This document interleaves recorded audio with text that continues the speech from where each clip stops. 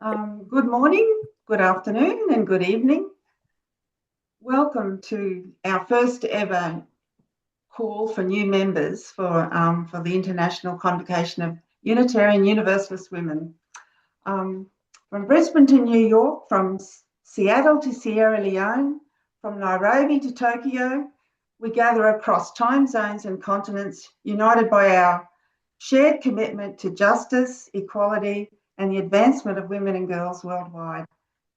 Tonight, or today, we light a chalice as a symbol of the light that each of you bring to our global community. Whether you joined last week or months ago or years ago, you are already part of something larger than ourselves, a movement of women who dare to believe that change is possible and that voices raised together can transform the world. My name is Renee Hills, and I'm coming to you from the traditional lands of the Turrbal and the Agara people, Indigenous people from Brisbane, Australia. We acknowledge that we meet on the traditional lands of Indigenous peoples around the globe, and we honour their continued connection to country and their ongoing struggles for justice. To our new members and to those long-standing members, you've joined an organisation with deep roots and far-reaching branches. Since 2019, ICUUW has had a voice at the United Nations. It has been advocating for women's rights for almost 16 years, and it has become a community where Unitarian Universalist women can connect, grow, and act together across all boundaries. Your presence here today is a gift to us and a commitment to something greater. We're excited to share with you, learn from you, and have you work alongside us in the important work ahead. So welcome again. This call's been organised by the Membership Engagement Team, and I'd like to introduce now our other committee members, or the first one, Alison Barlow. Alison's going to briefly explain how the Membership Engagement Committees works, and then she's going to pass on to Lee Burke, who will explain how the call's going to work and will take us through it. Over to you, Alison. Very nice to meet you all. So I am one of 3 members for the membership engagement team. It's Renee that was just speaking to you, and Lee Burke. She is in the United States. So Renee is in Australia. I'm in the United States. I'm in Greece, and Lee is in the United States. So our meetings, that gives you an idea of the international nature of the organization. We have Lee on at the crack of dawn. I get the afternoon slot, and Renee is there close to bedtime.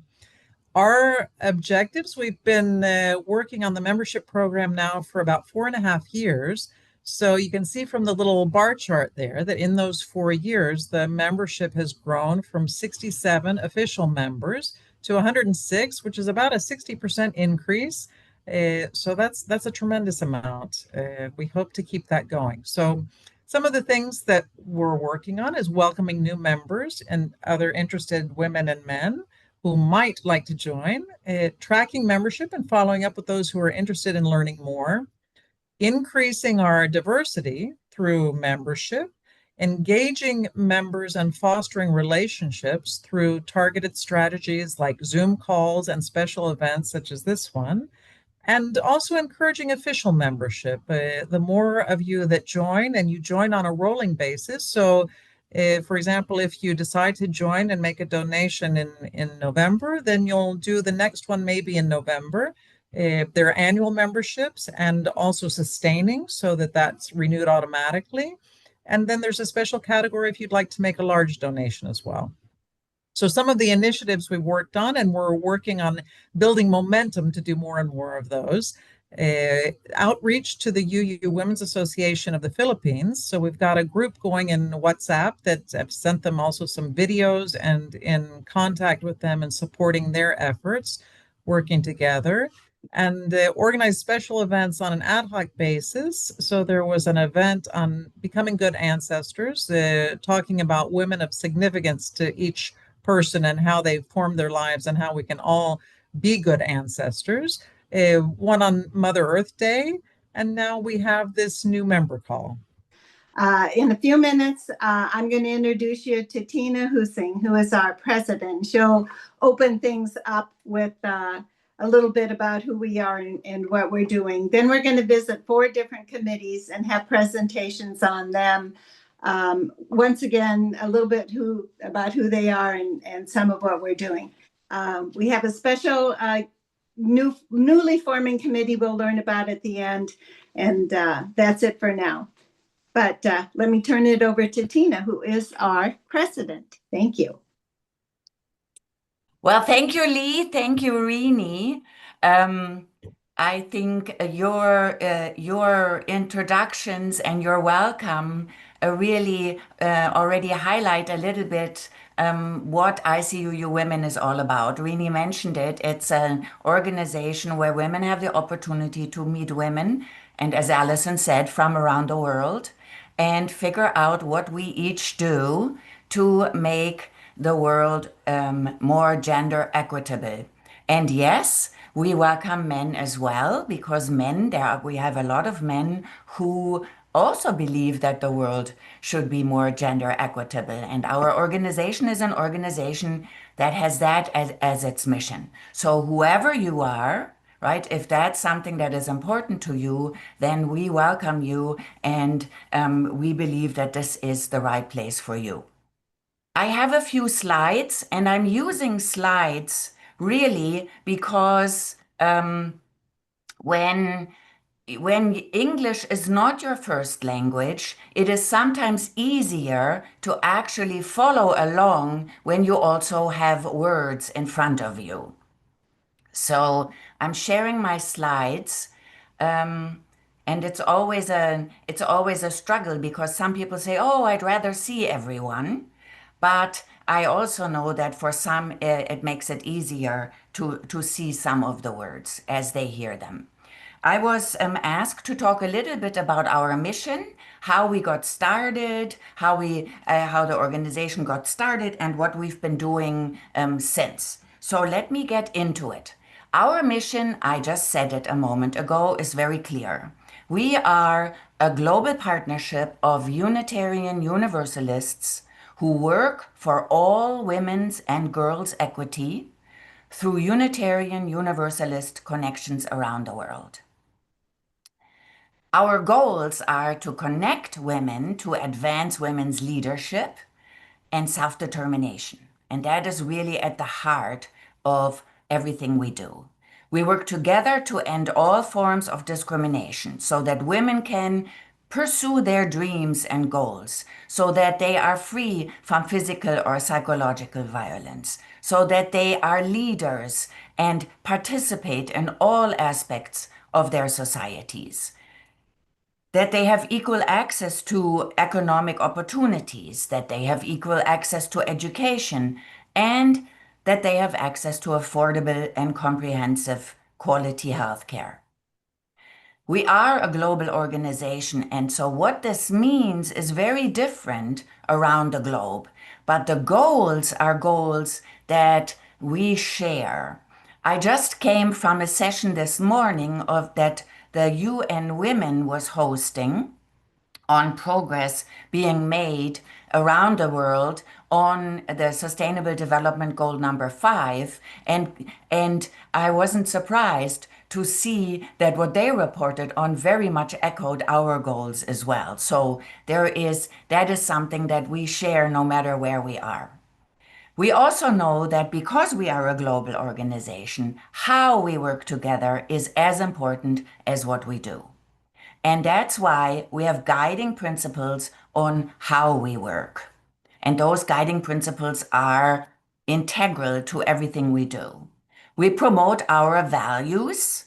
We are Unitarian Universalists and women of liberal faith, right? We affirm the inherent worth and dignity of all people. We respect their capabilities. We appreciate what everybody has to bring to the table. Everybody who is involved in our organization has their skills and their strengths, and we want to provide opportunities to leverage those. We include all women everybody who wants to be included is included. And as a global organization, we are very much aware of the intricacies of intercultural dialogue. We heard just a few minutes ago that just managing a good time for a meeting is a challenge, right? And we have people who would have loved to be with us right now, but for them it's in the middle of the night. So we always try to compromise, we always try to work on that. We are a diverse group, and how we work together is as important as what we do. So learning how to be in better community is part of our mission. Learning how to be in right relations is an ongoing process. We're never done. We can always do better. And the goal is to give every member an opportunity to contribute equally to everything we do. How did we get started? There was a group of women in the southwest of the United States who in 2009 had a big gathering and invited women from around the world to join them. And I was going to show you a video of our founding president, Barbara Kress-Beach, who opened this convocation because I just love the words. But you know, in 2009, the quality was not so good. And so the volume is very low. So I will just summarize for you.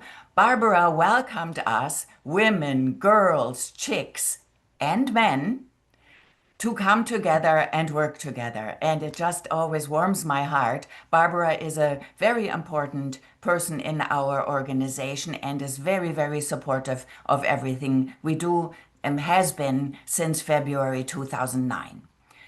In this first convocation, we established our charter. So even the mission that I just went over with you reflects the charter that was given to us when we got started as an organization immediately after the first convocation in Houston in 2009.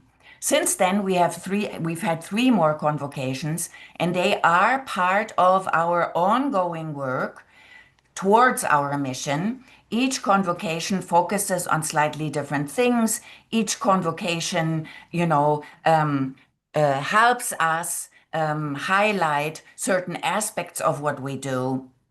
And as you can see, the one that we just had last year very much focused on peace, because with the convocation being in Romania and the Ukrainian war just, a few kilometers, a few miles away from us, that was very much on the mind of everyone. But we only meet in person every once in a while. Most of the time, we are a virtual organization. We meet online. We regularly meet on the second and fourth Tuesday, and we have had lots of gatherings since we started this at the beginning of 2020, which, if you will remember, was also COVID. So we have a dedicated team that is working on this, and like everything else we do, right, what we do is really driven by our committees, by our teams that decide what it is we want to do. Whether it is a leadership school in Romania, or the Navchetna program in India, or improving nutrition for women and children, and thereby also elevating women's status in society, you will hear lots of this in the rest of this meeting. So that's my intro to who we are. Thank you for giving me the time. Thank you, Tina. And now we're going to hop right into Programs and Partnerships Committee. And presenting for this will be Gizi Naj. Hello. Hi, Nice. Gizi. Good morning, or good evening, or good afternoon. Good afternoon. Yes, it is afternoon here. I don't know, I agree with Tina. Would be easier to follow me because my English isn't a native English. So first of all, I want to send my congratulations to the organizers for this membership call.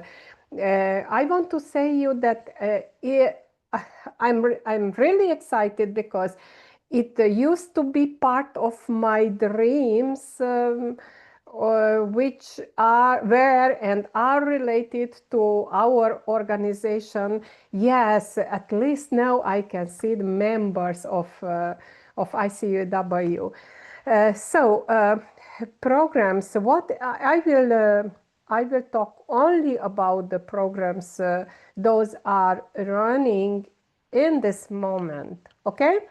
So it is one of them, the mental health handbook.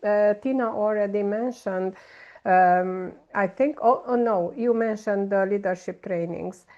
In 2023, we applied to UUA for a program, for a mental health program for women. And we organized in Transylvania weekends, mental health weekends. So the Hungarian version of this, the material we used at this weekends is already almost finished, and it will be translated and published, the digital version, until the end of this year. I hope you will enjoy it. And now we work on a fourth canvas fabrics artwork, which is which is very difficult, because in Transylvania, in Hungarian parts of the world, quilting is not it isn't, we are not familiar with quilting. But we found some people, they are doing beautiful quilting, but they only if they can use their prime materials. Why? Because it is very risky to use different textiles. So what is the story of this this quilt? We asked participants at the fourth convo to bring a little piece of textile. So the main problem, how I mentioned, is the problems are the materials. Everyone who is doing quilt in Transylvania work with their own fabrics. They say what we want to do is very risky. If there are pieces that lose their color when washed, we can't mix them with other materials. But we have, but you know, talking about what to do, okay, we some other ideas came out. How can yes, I can manage. Okay, one of ideas is to put together all these materials, cut in same size pieces, sew them together, photograph them, reduce because it will be a huge picture if we want to have all the pieces together, reduce the size and print to a material and make a storytelling tablecloth. Why storytelling?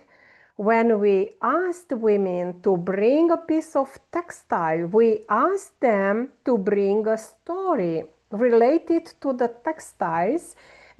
And no, not everyone understood exactly what we wanted. This is why we will send a more detailed information letter to all participants, because we would like to publish a small storytelling book from the collected materials. So we will illustrate the book, of course, with the textiles you brought when you came to the fourth convo. So the other programs, I know there were some conversations with Wilda. Wilda lives in Kenya, and she's doing fabulous program with women. She started, I don't know when did she start, They grow vegetables, and on this way they have food for their families, but they can sell some of their products on this way. So this is one kind of independence they can gain on this way, independence. And okay, so I have only one more sentence, yes. And there is an American and Transylvanian youth exchange program. What about we talked, but I cannot tell you a lot of details. And Tina mentioned the Cassie Hill's self-developing program, which is, I think it is still running. So if you have questions, feel free to ask me, okay? Thank you, Gizi. Next, we will have some information about the Communications Committee presented by Vicki Roberts-Gassler. Good morning, good afternoon, good evening. It's almost light here on the West Coast of the United States. I did not prepare slides. If I have to do this again, Tina has convinced me that it would have been a good idea, but you'll just be stuck with my face, I guess. We've been communicating, obviously, since our organization was founded, but we just recently formalized our activities as a team. So we have a charter and we have some assigned tasks, and my assigned task is to edit the newsletter. I'll get to that, but I've been asked to tell you more about a couple of our activities. The first is the Tuesday gatherings. We have a subcommittee that gets together and makes sure they're scheduled and make sure that we have a topic to talk about. We started doing this during the pandemic, and I think if you remember back to those terrible days, we were really desperate for some kind of social interaction, and we were also figuring out the Zoom technology. So we got together for a while there. It was every week, and we had to pick a time when we thought most of the people could participate. For those of us on the West Coast, this means getting up at 7 in the morning and, having our eyes open and possibly our clothes on. Unfortunately, we haven't figured out a time where we can also have our people from Australia, who will be in the middle of the night, or at least very late. But we do get together, and it isn't too inconvenient for most of us. And at first it was weekly. Now it's every second and fourth Tuesday. And I know I'm talking mostly to people who have been here. This is designed for people who haven't, who are very new to our organization. And so if you're watching the recording, you will be learning something. But I'm preaching to the choir here, I think.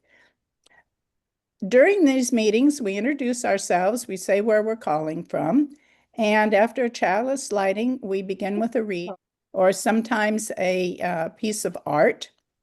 The topics are usually announced in advance so we can think about how we relate to the ideas, and then after an introduction of the topic, we're assigned randomly to breakout groups, which is a wonderful way to get to know some people that we would not otherwise ever be able to encounter. We report back to the main group and share the major themes, and we've talked about a wide range of subjects. A few of them are how to deal with fear, reproductive justice, gardening, handicrafts we enjoy, charity projects we've been involved with, books we've loved to read. Another use of these Tuesday gatherings has been for presentations. We can present information about the projects ICUUW is pursuing. The Tuesday slot was recently the home of our annual meeting. where members could get an overview of our accomplishments in the last year, and we elected our new board members. We had a joint program with the Unitarian Universalist Women's Federations to celebrate International Women's Day in March. That was a program which was presented at 2 different times to enable more people to attend. You'll hear more about our advocacy efforts in a few moments. We've heard about programs we presented to the Annual Commission on the Status of Women, or CSW. We've also had presentations of specific programs our members around the world are involved with. In January, for example, we learned about the Gertrude Memorial Community Health Center in Uganda from a presentation James Musangizi.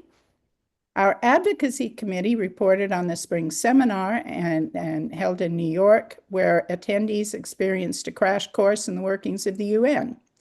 We also held an in-person event, Beijing Plus 30, Progress, Challenges, and Spirituality in Advancing Women's Equality. Some of our presentations have been recorded and are available for viewing through the links on our website. We've experimented with some different time zones, and we will continue to do so. If members would like to host gatherings, please let the communications team know. We're always open to suggestions regarding topics, programs, and/or different themes. So, besides the Tuesday gatherings, the communications team is responsible for other avenues of communications. Everyone should be sure to spend some time on our beautiful updated website.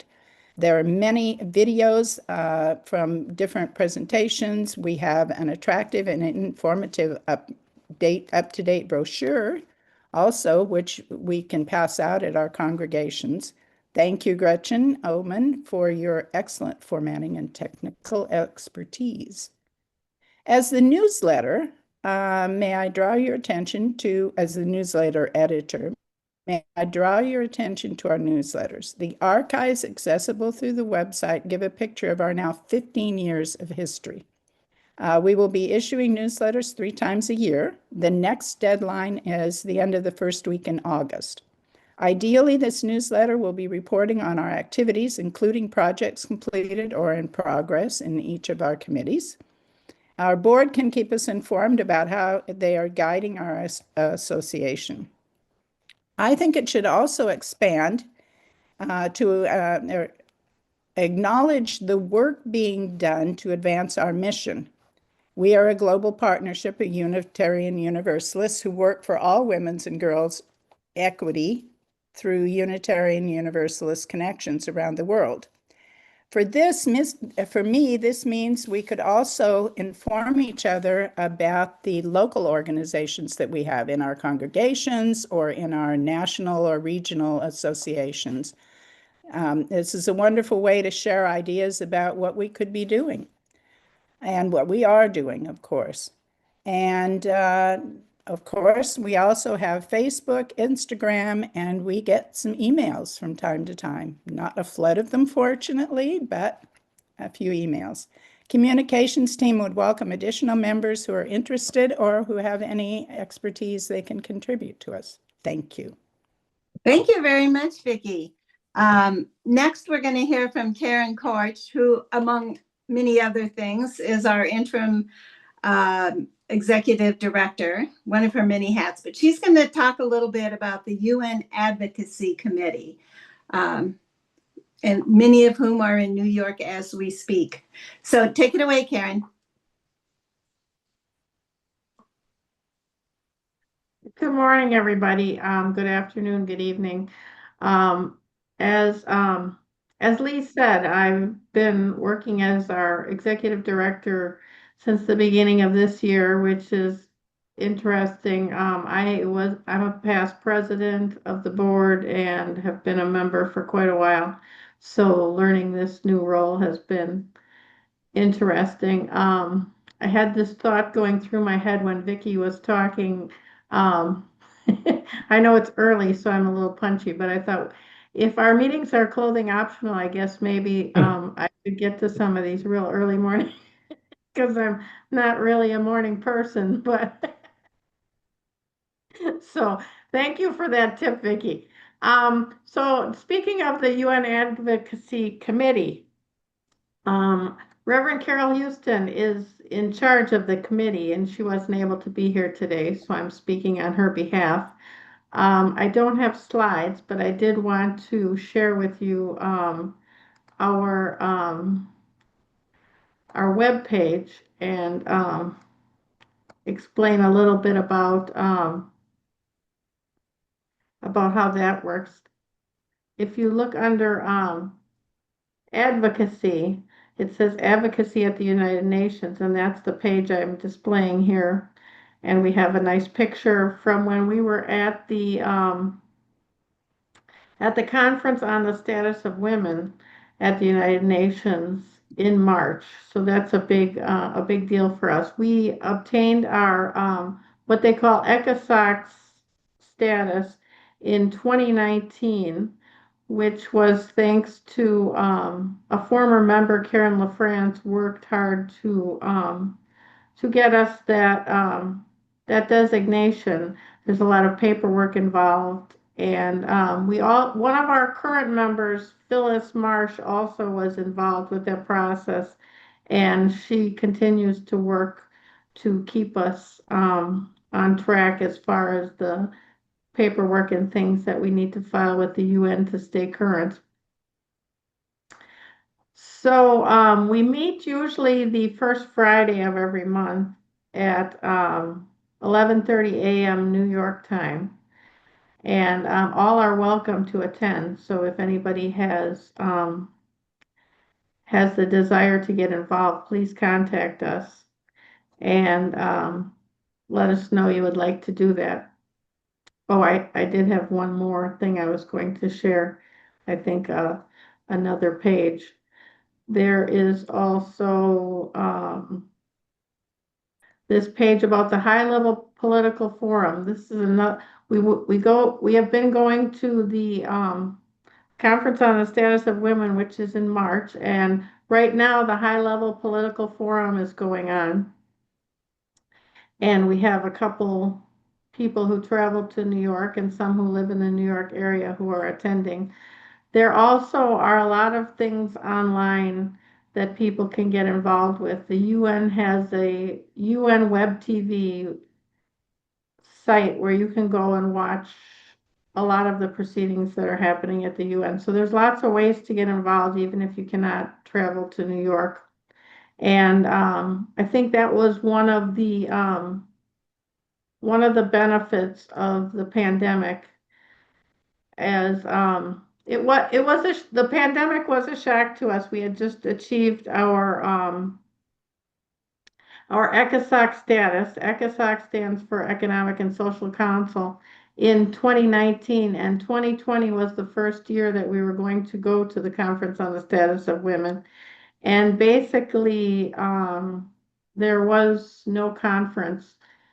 There were a couple diplomats who came to New York and spoke, and then the conference was excused. And so that was a big shock to us all. I was all ready to go to New York and see what was happening. But thanks to that wake-up call, the UN has established a lot of web tools for people to participate. The Conference on the Status of Women has a lot of activities on Zoom as well as on web TV. So like I said, if you're not able to travel to New York, that doesn't mean you cannot participate in UN activities, because there are a lot of things online. If anybody is more interested, please look at the contact list, and you can contact me or Reverend Carol to get more involved. And you can always contact me anytime to have a discussion and learn more. And I will turn it back over to our hosts.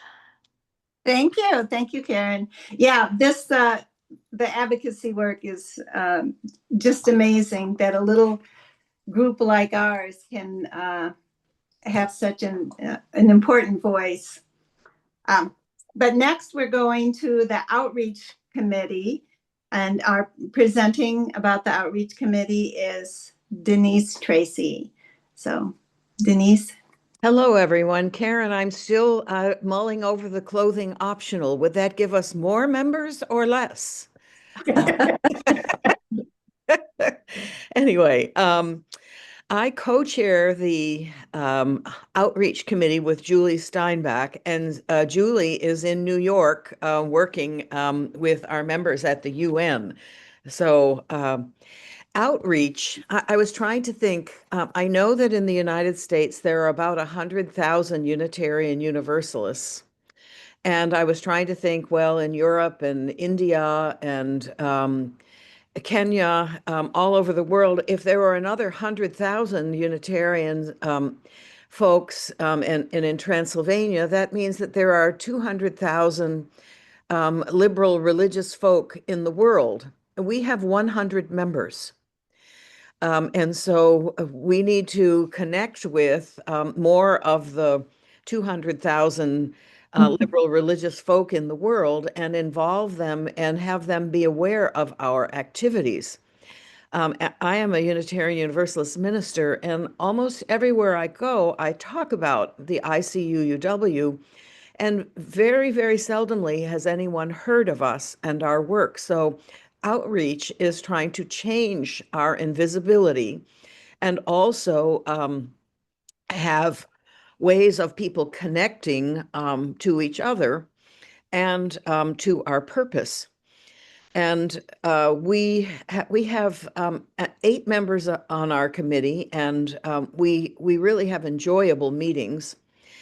And we have several projects that we're working on. And one of them, we hope we're in the process of writing, working with the ICUUW, and it's called Service Learning. And at the convocation, we had our first face-to-face meeting. And one of the things about meeting on Zoom is you have no idea how tall people are. And as I was meeting people, I was like, oh my goodness, this person is much taller than I thought. And so the service learning piece, we had Maureen Porter, who gave one of the keynotes, and Maureen is a professor at the University of Pittsburgh, and she works on service learning, and that's where young adults travel and work together and learn about conflict resolution, about creating goals, and they have a specific project in a community, and it usually has nothing to do with the organization. They may paint several buildings, or they may add a porch to something. They have to have the skills to do it, but our outreach very much wants to try to do service learning with emerging young adults, and those are 18 to 24-year-olds. And so we're in the process of creating this, and then we will need to raise money for it, and then also to have an application process. And our first project, we hope, will be next summer with 10 young adults from America and 10 from Transylvania. And that these young people will work together. And then what we hope is that we would do a project like this every year, moving around the world, and also bringing together young people from all over the world, so that we have an international community of young adults who understand how to work cross-culturally. And when you don't understand something, to step back and learn to communicate. How do you solve a problem when there's a language barrier, or when when people have different approaches to things? So outreach, that's our major project coming up. But the other thing that we also do is that we ask our members to talk to their congregations and have either one Sunday a year, or where the ICUUW or women's issues is the subject of a Sunday morning service. And that also that Sunday, then we would have a share the plate, so that people would have the opportunity to support the ICUUW financially, and then as they learn about it, to become members. So we have basically two major programs. One that we rely on our members to communicate with their congregations, and the other where we are going to work on a program for emerging young adults. That's it for me. Thank you very much, Denise. That was great. So that concludes our introductions to the various committees that we're highlighting in this call. As a member of the membership committee, I can totally agree with what others have said, that the committee work is fun. It's teamwork. We do a lot of creative stuff. It's fantastic to work with people from different parts of the world and in different cultures. And that's what we do here. We're a small but mighty organization. So Jerry, can you fill us in on the finance committee? Well, I had a tiny little chat. I don't know about, what did you say, a special event? This is a special event. Oh, okay. So I'll just give a tiny bit of background. I'm on the west coast of the U.S. and I've been involved mostly as your treasurer for I'm starting my 7th year as doing that. And during my tenure, the organization has really grown. And originally, the treasurer's job was to also do the bookkeeping, but as we've grown, we now have a bookkeeping service. So the job of the treasurer is more in oversight and that sort of thing. And we really need to create a finance committee to support the treasurer. So a finance committee would meet maybe monthly, maybe every other month, look at the financials, help with the budget, help look at how our funds, if our funds are invested in the best way, and if funds are invested in safe, protected areas. So you don't have to be an accountant. You don't have to understand finance. You just have to be somebody who is interested in the success of the organization. And I want to thank the members, the new members especially, for your support, because it's the membership. We don't have a lot of outside sources of income. And so we get a little bit of money to support some of our projects from the ICUUW funding panel, but all of the money that supports the organization itself comes from our members. And so without you, we wouldn't have the money to pay for this Zoom call or any of those other things. So if you're interested, it's easy to get in touch with me. I'm at treasurer@icuuw.org. And I would love to have a good team to work with and help guide the organization along. Thank you. Thank you. Thank you. Thanks a lot, Jerry. That's it. Future Finance Committee. I know there's people out there who are good at this stuff and would love to help out. And I know that Jerry would love some help. So if you have some more interest, you know how to get a hold of her, and we hope you will. Interest in anything, really. Now I'm going to turn this over to Rini again, and she's going to close this gathering out.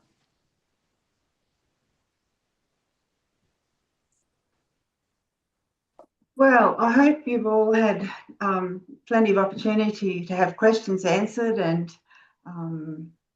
and have enjoyed this all as much as I have. As we prepare to close our time together, I hope you can also feel the enthusiasm and the warmth and the strength of this remarkable community that you've joined. You've heard from all the various committees.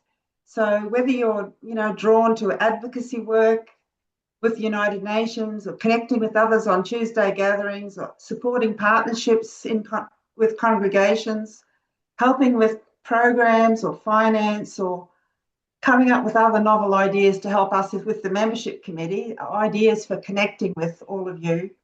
We hope that you can find a place here that for your gifts and for your passions.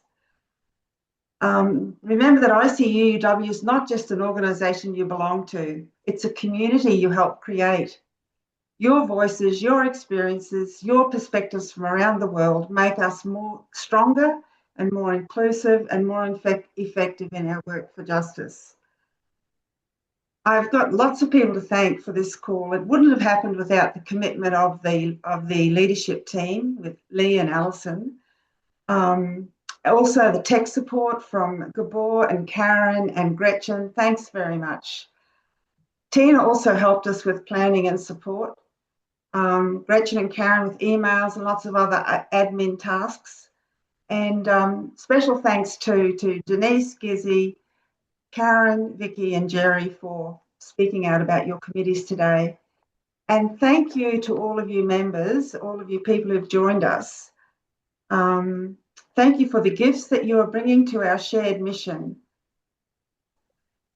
And now I'm going to extinguish our chalice. But as I do that, just remember we carry this light forward.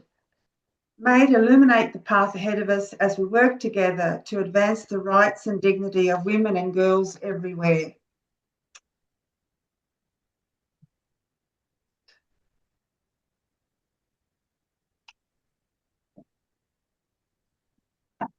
So go in peace, go in purpose, and go in the knowledge that you are valued, supported, and never alone.